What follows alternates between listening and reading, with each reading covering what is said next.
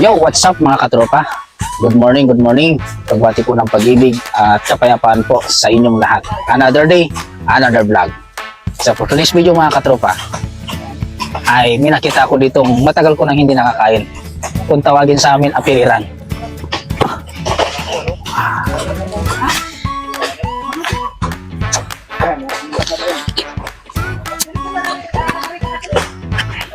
Paborito ko ito mga katropa nung bata pa ako. Ang gamit nito, pwedeng pang sigang. Kung medyo hinog katulad nito, pwede mo rin kainin.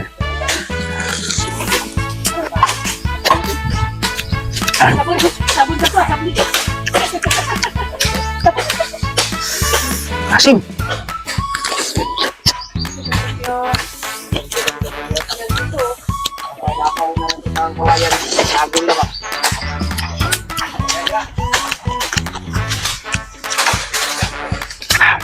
So ngayon mga katropa, dahil kulang po yung kawayan na kinuha namin doon sa kapatid para doon sa aming project lokal.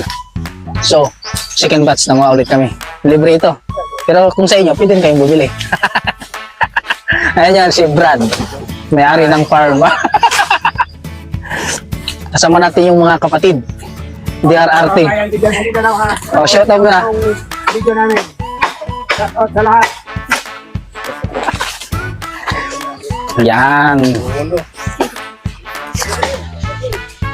Yun, ito po mga katropa, mga kapatid. Ito po yung kasama natin mga kapatid ay tulong-tulong sa paggawa. Nanguha po kami ng patong. Meron na po kami itong ilang nakuha. Ito yung mga 12 piraso para doon sa pinaka-parlins namin. Kumbaga, ito yung paglalapatan namin ng yero. So yan.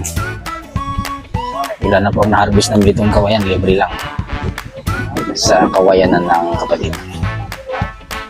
Sapagkat kami naniniwala ang paggawa ng mabuti ay hindi magbubunga ng masama.